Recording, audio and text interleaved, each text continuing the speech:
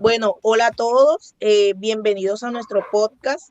Somos el equipo número 5 y hoy les traemos un tema que tal vez a muchos les pueda parecer aburrido, pero es un tema muy interesante, que es la observación. A ver, Samuel, Camila, ¿ustedes confían en lo que la gente dice que hace? Bueno, primero que nada, muy buenas a todos. Muchas gracias por ver nuestro podcast. Y segundo, y respondiendo a tu pregunta, Chile, la verdad es que no, para nada. Sinceramente, una cosa es lo que la gente te cuenta y otra cosa es lo que realmente ellos hacen. Total, y justo eso se trata. Las otras técnicas que vimos en el curso de investigación, lo que es la encuesta, la entrevista y el grupo focal. Todas esas técnicas que dependen de lo que la gente te dice, lo que la gente te cuenta y de la observación, obviamente, que es la única que en vez de preguntar, observa. Exactamente.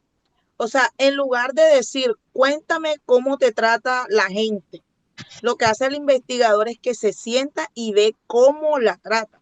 Por eso digo que observar es meterse como a ver detrás de cámara. Muy cierto, pero hay que estar pendiente con una cosa, porque aquí la gente pues tiende, digamos, a confundirse. Observar no es lo mismo que mirar. ¿Cómo así? Explícanos. Mira, lo voy a poner así sencillo. Todos miramos todo el día, claramente porque tenemos ojos y pues nuestro sentido de la vista nos da la capacidad para poder ver. Vamos a la calle, vemos personas, vemos edificios, carros, lugares y claro, no pasa nada. Eso se le conoce como mirar, como ver. Pero la diferencia radica en que la observación científica es otra cosa, porque esta es planeada y es sistemática, lleva un registro, está guiada por una teoría y también está guiada por una pregunta. O sea, y para explicar, sé lo que yo estoy buscando y sé el por qué lo estoy buscando.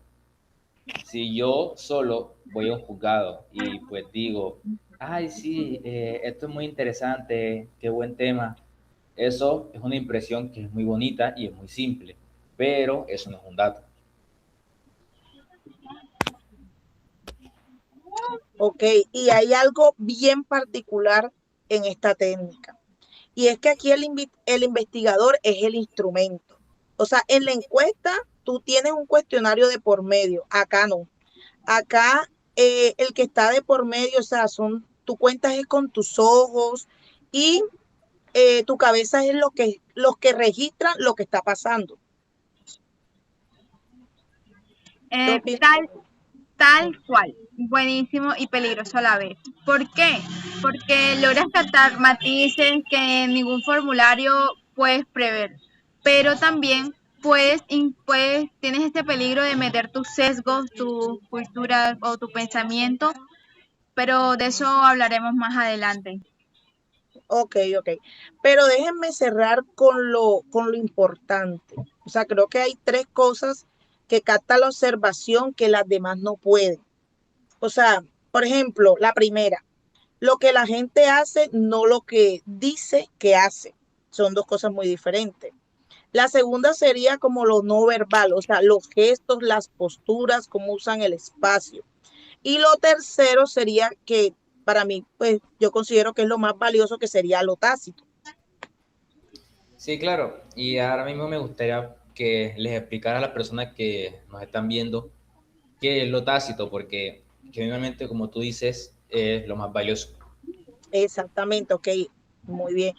Lo tácito son, por decirlo, esas reglas que no están escritas, pero que la gente hace sin darse cuenta. O sea, cosas que jamás las personas te van a decir en una entrevista, porque ni ellos se dan cuenta que las están haciendo. Y en el derecho eso es clave, porque el derecho de verdad pasa en lugares que se pueden ver, como por ejemplo la sala de una audiencia, la comisaría, el despacho de un abogado. Ahí ocurren un montón que ni las leyes ni las sentencias dejan por escrito. Exactamente, a eso es a lo que nosotros le llamamos derecho en acción, ¿verdad? Porque es como funciona realmente el derecho en la realidad. y va muy allá de las normas o de lo que se encuentra escrito. Y es Tal como cual. realmente debería de funcionar. Exacto, tal cual, Camila. Y esta técnica nace de la antropología, o sea, de los que se iban a convivir con una comunidad para entenderla, o sea, se internaban en esa comunidad. Después llegó al derecho como para abrir la caja negra de las instituciones, para ver qué pasa de verdad dentro de un tribunal. Sí, claro, pero si el investigador en este caso es el instrumento, ¿cómo se observa bien? Porque uno no puede llegar a sentarse, digamos que a chismosear. No, eso me toca a mí. Y entonces se encuentran las distintas formas de observar. La principal depende de cuánto se mete el investigador, de a qué grado hace parte él. Porque, por poner un ejemplo, imagínense una línea. Porque en un extremo, en una punta, está la observación no participante. Tú eres un espectador, tú no intervienes, únicamente miras. Como pues claramente uno entra a un juzgado, en una audiencia pública para poder ver una audiencia, un entorno de público. Bueno, y en la otra punta está el participante. Esa misma.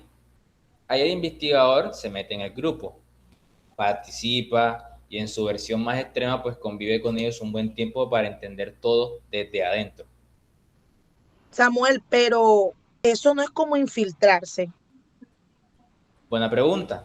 Y justamente hay un sociólogo, Gold, que separó justamente por eso 4 roles. Está la persona que se infiltra y que permanece oculta, la cual es el investigador, por supuesto. Está la persona que se integra, pero que se avisa, como por ejemplo, oigan, estoy estudiando. El que está presente y es conocido, pero pues casi no se mete, no, casi no participa. Y como por último está el que solamente registra sin interactuar con nadie.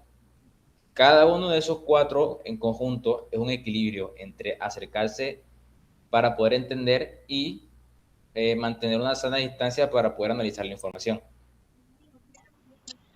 O sea que lo que tú me estás tratando de decir es que entre más te acercas, más entiendes.